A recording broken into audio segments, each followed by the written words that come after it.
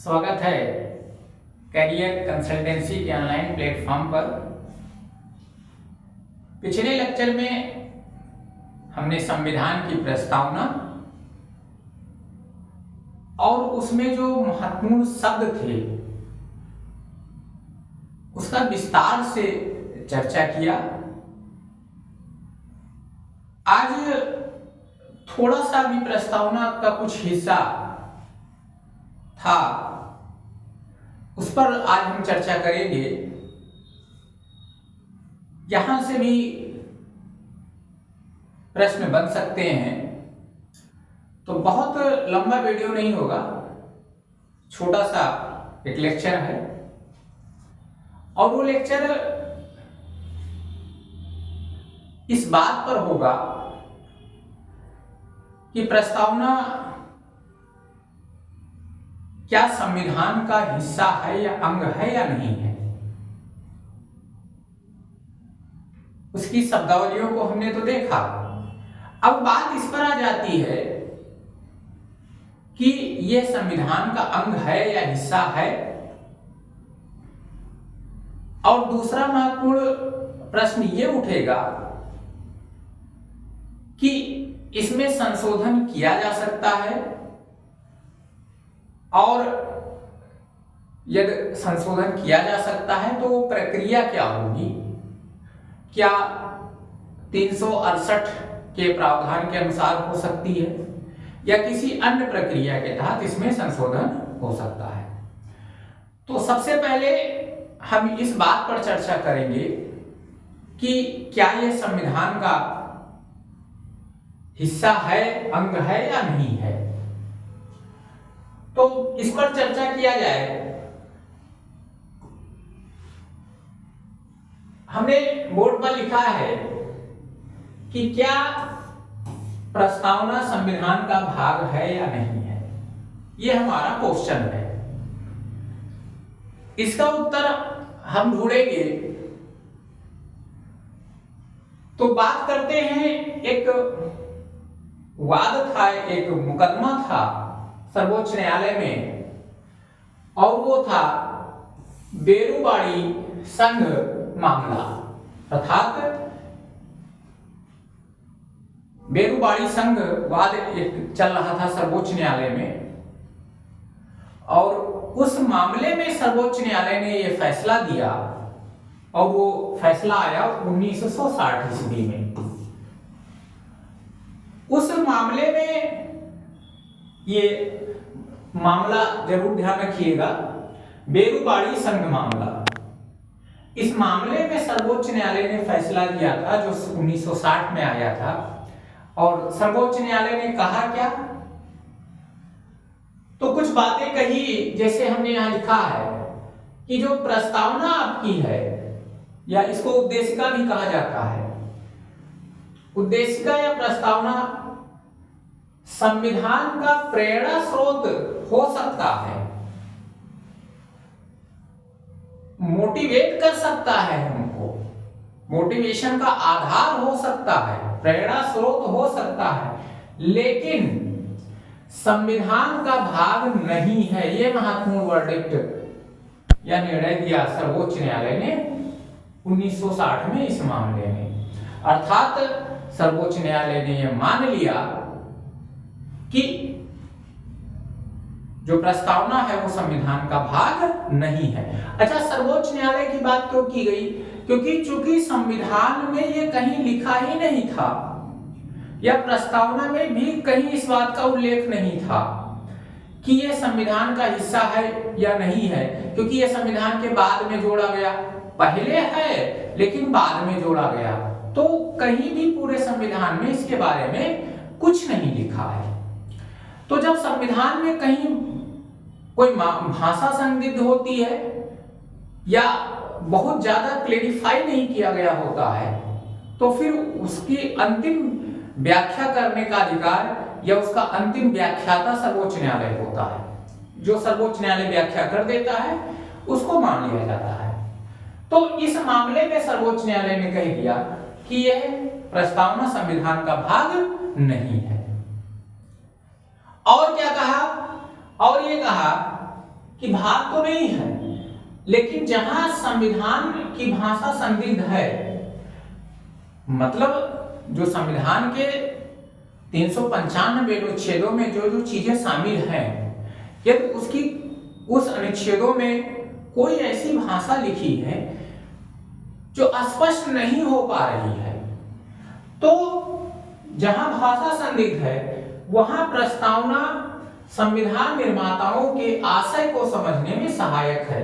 अर्थात यदि कोई संविधान को पढ़ रहा है और कहीं किसी भाग में कोई भाषा संदिग्ध लग रही है और उससे ये नहीं स्पष्ट हो पा रहा है कि संविधान निर्माताओं ने इसको किस आशय से सम्मिलित किया है या इसका क्या अर्थ हो सकता है, तो उसको समझने में हम प्रस्तावना का सहारा ले सकते हैं। प्रस्तावना की मदद से हम जो भाषा का आशय है उसको समझ सकते हैं, लेकिन बस फिर वही है कि यह भाग नहीं है।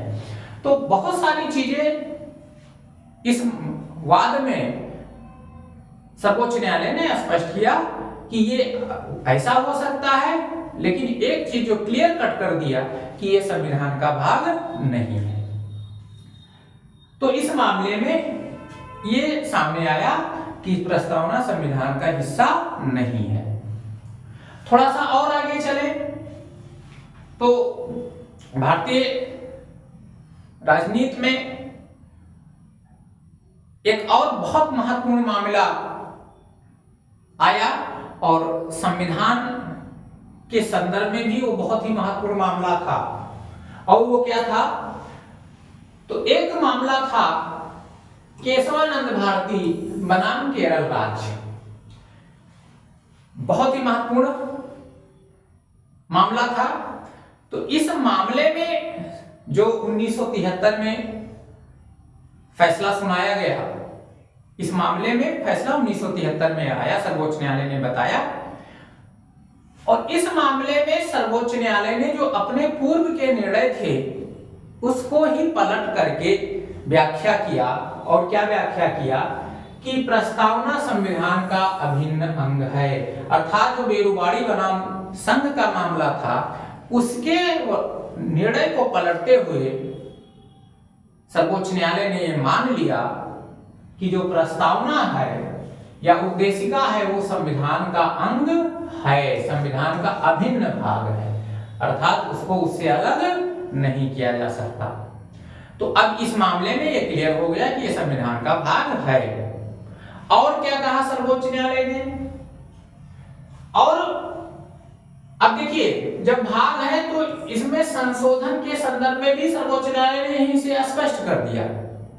और क्या स्पष्ट किया कि उद्देशिका या प्रस्तावना में संशोधन किया जा सकता है, किया जा सकता है, लेकिन मूल ढांचे के अलावा। अब ये मूल ढांचा क्या है? मूल ढांचा क्या है?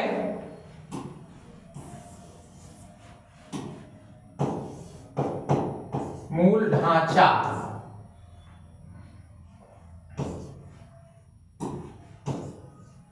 ये क्या है, इसका अलग से हम विस्तृत अध्ययन करेंगे। बस इतना जान लीजिए कि जो संविधान का एक कंकाल है, स्ट्रक्चर है जिस पर संविधान टिका हुआ है, उसमें किसी भी प्रकार का संशोधन नहीं होगा।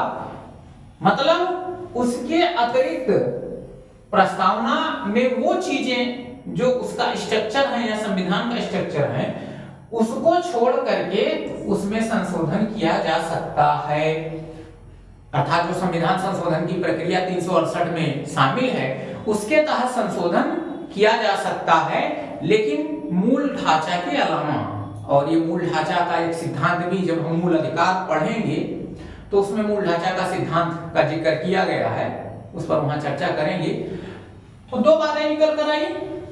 एक तो इस निर्णय से एक निर्णय ये निकल कर आया कि प्रस्तावना संविधान का अभिन्न अंग है, और दूसरी बात ये सामने निकल कर आई कि उद्देशिका में संशोधन किया जा सकता है, अर्थात प्रस्तावना में संशोधन किया जा सकता है। और तीसरी बात यहां से ये भी निकल कर सामने आई कि उद्देशिका न्याय योग्य नहीं है। अब इसका क्या मतलब हुआ? न्याय योग्य नहीं है, इसका सेंस ये है, इसका मतलब ये है कि इसके आधार पर, प्रस्तावना के आधार पर कोई निर्णय नहीं दिया जा सकता है। जैसे निर्णय देने के लिए हम संविधान का उदाहरण देते हैं कि ये चीजें संविधान में हैं और ये चीजें संविधान में नहीं है तो ये नियम विरुद्ध हैं, तो साक्ष्य कह सकते हैं या आधार के रूप में हम उद्देशिका या प्रस्तावना को निर्णय देने के लिए, न्याय करने के लिए साक्ष्य या आधार के रूप में हम प्रस्तावना में शामिल जो चीजें हैं उसको हम नहीं ले सकते हैं, और इसीलिए इसको कह दिया गया कि यह न्याय योग्य नहीं है। तो ये चीजें केशवानंद भारती वाले वाद में सामने 3 चीजें आई। तो 2 चीज अब क्लियर हो गया कि क्या संविधान की प्रस्तावना उसका अंग है और उसमें संशोधन किया जा सकता है कि नहीं किया जा सकता है। तीसरा, थोड़ा सा कभी कभी मान लिया जाए, किसी आयोग का मन ही करे कि क्वेश्चन इस पर उठा ही लिया जाए, तो थोड़ा सा और कुछ चर्चा कर लिया जाए। और प्रस्तावना का महत्व क्या है, तो हम महत्व को विभिन्न विद्वानों के द्वारा प्रस्तावना के संदर्भ में जो बातें कही गई हैं उसी को हम महत्व के रूप में स्वीकार कर लेंगे कि हाँ, प्रस्तावना का क्या महत्व है। तो इस संदर्भ में बहुत सारी बातें कही गई हैं। जैसे के.एम. मुंशी ने क्या कहा, जो प्रस्तावना है वो राजनीतिक जन्मपत्री है। महत्व पर थोड़ा सा बात कर लिया जाए तो राजनीतिक जन्मपत्री, जैसे जब बच्चा जन्म लेता है तो हम उसका जन्मपत्री बनाते हैं, और भविष्य में क्या हो सकता है, क्या वो कर सकता है, उस जन्मपत्री को देख करके पता लगाया जा सकता है। ऐसे ही इन्होंने कहा कि ये राजनीतिक जन्मपत्री है, अर्थात प्रस्तावना के आधार पर हमारी राजनीतिक दशा और दिशा तय हो सकती है। इसके महत्व को दर्शाते हुए ये शब्द का प्रयोग किया के.एम. मुंशी जी ने। दूसरा, कृष्ण स्वामी अय्यर जो ये संविधान सभा में शामिल थे, उन्होंने इसके महत्व पर प्रकाश डालते हुए कहा है कि संविधान की जो प्रस्तावना है वो हमारे दीर्घकालिक सपनों का विचार है। जो हम इन फ्यूचर क्या सोचेंगे, क्या सपना देखेंगे, उसका वर्तमान में विचार है कि इस आधार पर हम सपना देखेंगे। कहने का कुल मतलब हो गया कि ये हमारे आगे बढ़ने का एक आधार है, क्योंकि प्रस्तावना में बहुत सारी चीजें शामिल कर दी गई हैं कि हम भारत को संपूर्ण प्रभुत्व संपन्न लोकतांत्रिक समाजवादी पंथ निरपेक्ष गणराज्य बनाएंगे। तो ये हमारा एक दिशा तय है, हमारा कदम कहां जाएगा वो पहले से ही ये उद्देशिका ने तय कर दिया है। साथ में जो है क्या क्या हम करेंगे, सामाजिक आर्थिक राजनीतिक न्याय लोगों को उपलब्ध कराएंगे। तो कहने का मतलब ये है कि इसने हमारे रास्ते को निर्धारित कर दिया है, दीर्घ काल में हम क्या करेंगे ये निर्धारित कर दिया है प्रस्तावना ने। एक और विदेशी राजनीति शास्त्री हैं, उन्होंने प्रस्तावना के संदर्भ में कहा है, सर अर्नेस्ट बर्गर, कि ये जो प्रस्तावना है वो संविधान का कुंजी नोट है। अमूमन वही सारी चीजें इन्होंने भी कही है। तो ये प्रस्तावना के महत्व को दर्शा रहा है कि आखिर कितना इंपॉर्टेंट है प्रस्तावना। और आगे कुछ लोगों का विचार, जैसे ठाकुरदास भार्गव, ये भी संविधान सभा के सदस्य थे, इन्होंने कहा कि प्रस्तावना संविधान का आभूषण है। जैसे आभूषण किसी की सुंदरता में 4 चांद लगाने का काम करता है, वैसे ही संविधान के साथ जब प्रस्तावना जुड़ गई तो संविधान की सुंदरता और पहले से निखर करके सामने आ गई, अर्थात इसकी इंपॉर्टेंसी को दर्शाया गया है। सर्वोच्च न्यायालय के न्यायमूर्ति एम हिदायतुल्लाह, इन्होंने कहा कि जो उद्देशिका है ये संविधान की मूल आत्मा है, संविधान की मूल आत्मा है, ये सोल है कॉन्स्टिट्यूशन का। अब आत्मा को अलग अलग संदर्भ में, जैसे अंबेडकर जी ने संविधान की आत्मा संविधान के किसी दूसरे हिस्से को कहा, जैसे जो अनुच्छेद 32 है संवैधानिक उपचारों का अधिकार, उसको जो है संविधान की आत्मा कहा है, लेकिन एम हिदायतुल्लाह जो न्यायमूर्ति थे उन्होंने प्रस्तावना को मूल आत्मा कहा है।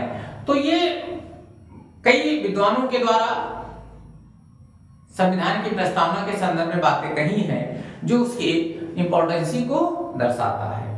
तो ये इतना पार्ट था प्रस्तावना में,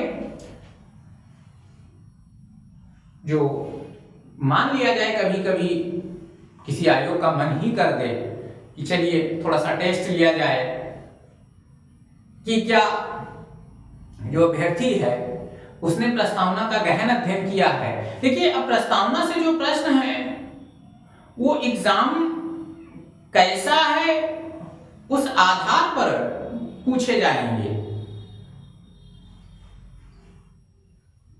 कहां गहराई तक जाएगा आयोग, वो एग्जाम का पैटर्न क्या है उस पर क्वेश्चन बनाए जाएंगे।